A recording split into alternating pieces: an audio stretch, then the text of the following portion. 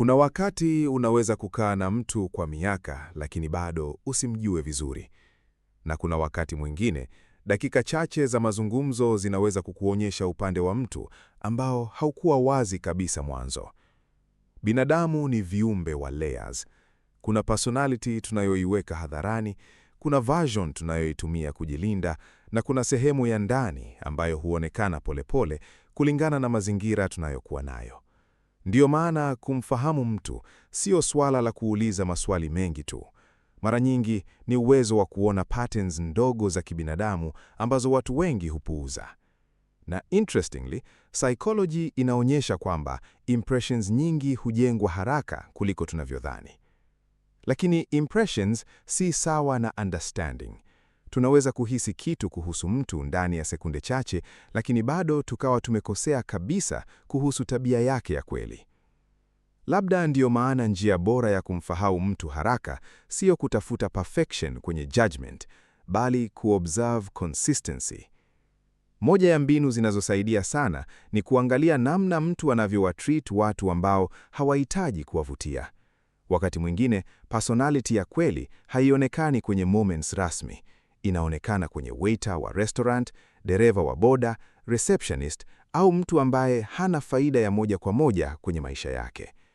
Social psychology mara nyingi huonyesha kwamba watu wengi hubadilisha behavior kulingana na status ya mazingira waliopo, lakini empathy ya kweli huwa na consistency fulani hata kwenye interaction ndogo. Hii haimaanishi kwamba mtu akiwa rude mara moja tayari umejua maisha yake yote.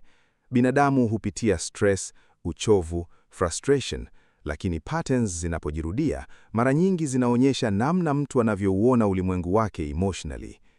Mbinu ya pili ni kuangalia namna mtu anavyokuwa akiinteract na ukimya. Watu wengi hujificha sana kwenye maneno mengi, lakini ukimya mara nyingi huondoa performance.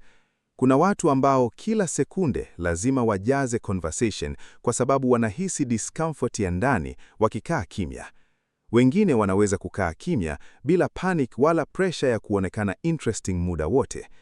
Katika psychology ya attachment, uwezo wa kuwa present bila overstimulation wakati mwingine huhusishwa na emotional regulation nzuri. Lakini tena, nuance ni muhimu.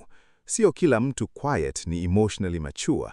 Wengine wako kimya kwa sababu ya anxiety, fear ya rejection, au wamejifunza kujificha emotionally. Kwa hiyo lengo si kuhukumu silence, bali kuelewa energy iliyopo ndani yake. Mbinu ya tatu ni kuobserve jinsi mtu anavyoongea kuhusu watu ambao hawapo mbele yake. Hii ni sehemu ambayo mara nyingi huonyesha insecurity, empathy, bitterness au maturity kwa njia ya indirect. Kama conversation nyingi za mtu zimejaa humiliation ya wengine, comparisons zisizoisha au enjoyment ya kuona watu wakiharibikiwa, mara nyingi hiyo huonyesha kitu kuhusu inner emotional state yake. Si lazima awe mbaya, lakini inaweza kuonyesha unresolved frustration au hitaji la kujisikia juu ya wengine. Research kwenye behavioral psychology imeonyesha kwamba projection hutokea mara nyingi kuliko watu wanavyotambua. Wakati mwingine, tunachokikosoa sana kwa wengine kina connection fulani na mapambano yetu ya ndani. Lakini pia kuna watu wanaojifunza kuongea vizuri mbele ya watu, huku ndani wakiwa tofauti kabisa. Ndiyo maana observation moja haitoshi. Human behavior ni mosaic, si snapshot moja. Mbinu ya nne ni kuangalia namna mtu anavyobadilika anapokosa control ya mazingira. Pressure huwa na tabia ya kufungua personality ambazo kawaida zimefichwa. Mtu anaweza kuonekana calm kila kitu kikiwa sawa, lakini flight ikichelewa, biashara ikiharibika au disagreement ndogo ikitokea, ndipo coping mechanisms za kweli huanza kuonekana. Psychologists wengine huamini kwamba stress haibadilishi personality moja kwa moja, lakini huongeza visible patterns ambazo kawaida huwa controlled. Ndio maana moments za frustration wakati mwingine huonyesha emotional habits za mtu kwa uwazi zaidi. Lakini hapa pia kuna caution. Hatupaswi kutumia worst moment ya mtu kama summary ya identity yake yote. Kila binadamu hupitia siku mbaya. Tofauti ipo kwenye accountability baada ya hapo. Je, mtu ana uwezo wa kureflect, kuomba msamaha, kujirekebisha, au kila kosa hugeuka justification? Na labda mbinu ya mwisho ndiyo yenye utulivu zaidi. Mpe muda mdogo wa kutosha kabla ya kuamua kwamba unamjua.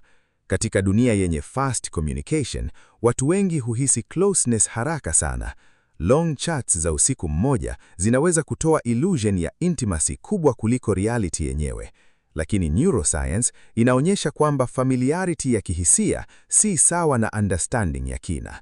Mtu anaweza kuwa articulate sana kuhusu emotions zake, lakini bado asiwe emotionally available kwenye actions zake za kila siku. Ndio maana consistency baada ya muda bado ni moja ya predictors muhimu zaidi za character. Sio intensity ya mwanzo, si chemistry pekee, bali namna mtu anavyoonekana kwenye ordinary days zisizo na excitement kubwa. Pengine hilo ndilo jambo gumu zaidi kuhusu binadamu. Hatueleweki kabisa kwa conversation moja. Tunajionyesha taratibu kupitia uchaguzi mdogo mdogo, reactions ndogo na namna tunavyowafanya wengine kujisikia kwa muda mrefu.